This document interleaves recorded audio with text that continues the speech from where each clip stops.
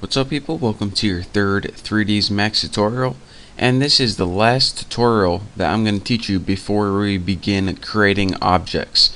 And I know that's what you guys have all been waiting for, but this is the last tutorial that you need to know, and in the next one we're going to be begin making sweet objects. So if you're thinking about this just skipping to the next one, you can't do that because there are definitely some things in this tutorial that I need to teach you, or else you'll be lost when we start creating objects. And the main thing that I want to teach you in this tutorial, or the first topic, is what these buttons mean right here. All of these buttons are ways that you can edit your viewport. So let me go over the basics right here, the ones that we're going to be using most commonly. This zoom right here is your basic zoom in and out. If you go ahead and drag, you can zoom in and out, just like that. Now aside from that, you also got this little button right here, and this is the zoom extends.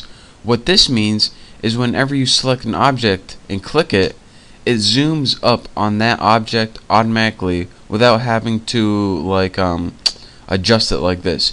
You just pick an object, click zoom extends, and it zooms up on it. Now aside from these, you got, well, let me go over probably two more. You got the pan, of course, and this is the hand. And this is just another way where you can pan around your object. And you also got this little button right here, and this is called the walkthrough. Now what this is, if it pretty much even looks like you're in a first-person shooter, it pretty much centers around one point, and you can look in different locations. So like boom, boom, boom, boom, boom, boom, boom. Just pretty much like you're in a first-person shooter. Just the camera stays in the same position, and it acts like it's on a tripod kinda, and it just rotates around that one axis. So that's pretty much the only thing we're going to be going over for viewports right now. Aside from that, aside from like the angles and stuff, I just want to let you know that you're not stuck with these 4 custom sizes or preset sizes. You can also customize it by either dragging up on one of these or going in the center until you get this little north, south, east, west arrows, and you can drag custom sizes right there. And if you're afraid to do that to mess everything up, I just want to let you know that if you right click any of these borders and click reset layout, you go back to defaults. So you can go ahead and play around with that, and anytime you want to get back, just right click it and press reset layout. So the last thing I'm going to be going over is the basic application buttons. And again, this application button is where pretty much a file button should be, but they changed it to a button instead.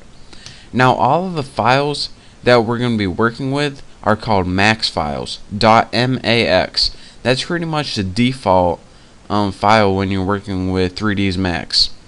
Now in order to start a new application, brand new, you go to file button or the application button and click a new, and then go ahead and it says the scene has been modified. Do you want to save your changes? Well, I don't want to save that teapot for anything, so I'm going to click no. So now we go and we got a new file. But sometimes if your interface is like last time, giving you a new file does not give you a new interface.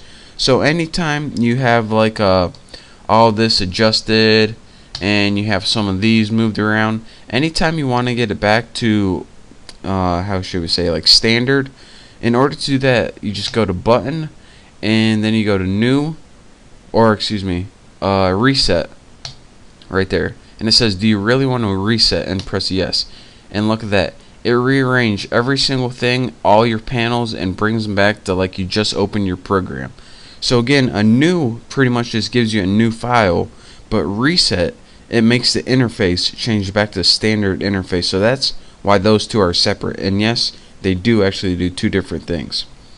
So aside from this, anytime you want to open a file that you've already been working on, you could probably guess, you just go to file and then open.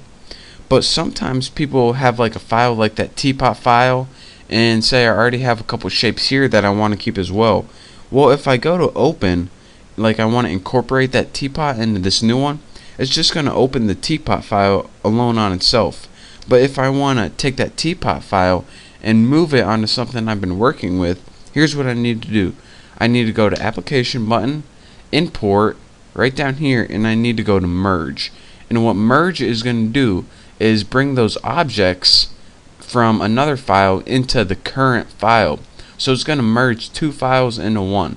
So if you want to use another file in the file you're working on, you can't use open. You have to go to import, merge. And we'll be doing that in the next tutorial. Well, actually, we will be making objects in the next tutorial, but we may use that as well.